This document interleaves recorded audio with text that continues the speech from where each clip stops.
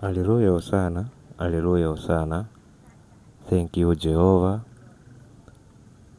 Nina quick message nataka kuishare. Nataka kushare quick message here. Hiyo message ambayo nataka kuishare nitaweka kwa jina la forgive your ops, forgive your oppressors, na uwaombee maadui zako. Kwa nini nasema forgive your ops na uwaombee maadui zako?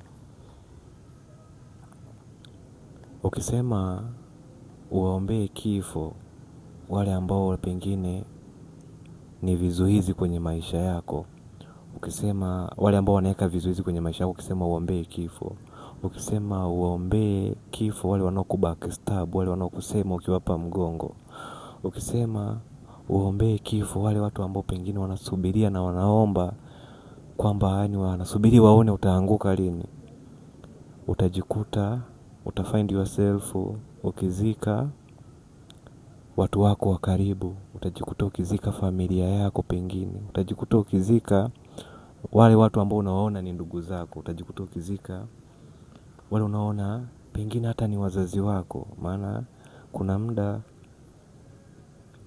mzazi anaweza akawa kizuizi kwenye njia yako, mzazi anaweza akawa mnyororo unaotakiwa kuuvunja pengine kwenye njia yako. Kwa hiyo ukisema uwaombee kifo watu ambao ni maadui zako, your oppressors, kwa hakika utazika watu wa karibu yako, tena wale watu ambao huwazanii kabisa. Utajikuta unazika watu ambao hauwazanii kabisa. Utajikuta unazika wale ambao unawaona wewe ni marafiki zako. Utajikuta unazika wale watu ambao unaona wewe ni wafanyakazi wenzio, unafanya nao kazi, mnapata pesa pamoja. Unaweza ukajikuta pengine unazika mke au mume anayelala kifuani kwako, ukisema yani wote wenye intention mbaya juu yako wafe. Kwa hiyo jifunze kusamehe, na si kusamehe kwa sababu unafurahia vile wanavyovifanya au vile wanavyovifanya waendelee kuvifanya kwa ubora. Hapana. Samehe ili utoke kwenye frequency moja na wao, yani usikae kwenye dunia ambao wamechagua wao kuiishi. Maana tuko kwenye dunia moja, lakini kila mmoja kwenye dunia yake. Tuko kwenye dunia moja, lakini kila mmoja yuko kwenye level fulani ya ulimwengu wake. Kwa hiyo ili utoke kwenye dimension zao inabidi usamehe. Wasamehe, achilia. Ukiachilia ni unainuka juu, unatoka kwenye vifungo ambavyo wao wamefungwa, unatoka kwenye karmic chains ambazo zimewashika wao. Umeshaelewa? Kwa hiyo linapotumika neno samehe maadui zako, si neno la kwamba kuwa mjinga samehe, no. Unatakiwa uelewe ukiwaombea kifo maadui zako utazika watu wako wa karibu. Iko hivyo. Watu wanaokusema nyuma yako hawatoki mbali. Watu ambao wanasemaga kikulacho kingoni mwako, Waswahili, hawatoki mbali. Kwa hiyo si waombee kifo, maana unaweza ukajifind uko lonely, maana unaweza ukajikuta uko mwenyewe, maana tuko kwenye dunia chafu. Iko hivyo. Tuko kwenye dunia chafu ambayo hata mtu kama hataki kuwa mchafu inamchafua. Mtu hata kama hataki kuwa mchafu anabidi auishi uchafu, maana anaishi dunia. Iko hivyo.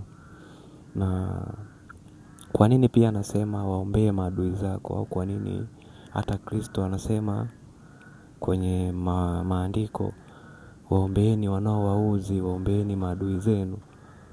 Ni kwa sababu unatakiwa waombee wa find their way. Maana unatakiwa ujue adui hamfikii tu mtu, yani adui hanifikii mimi, anaangalia walioko around mimi, anapitia hao.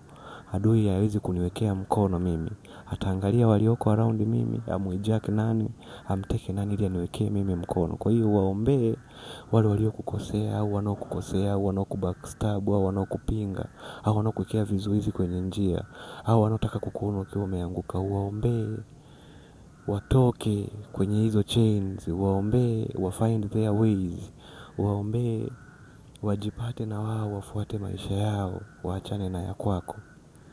Iko hivyo. Maana mimi naamini there is law of karma. Yani law of karma ni kwamba chochote unachokiweka huko nje, iwe wazo, iwe hisia, iwe intention, yani nia fulani, mitazamo fulani, hiyo mitazamo itakurudia. Kwa hiyo ukitaka wengine waumie, uko kuumia kutakurudia. Iko hivyo. Na without saying many things, hii ikawe healing, ikawe uponyaji, ikawe key kumfungulia mwingine kutoka kwenye vifungu vya kutokusamea. Haijalishi ni kosa gani kubwa kakosewa. Iko hivyo, na itanifundisha hata mimi kusamea na kujisamea hata mimi mwenyewe. In the name of Yeshua, Ashe, over.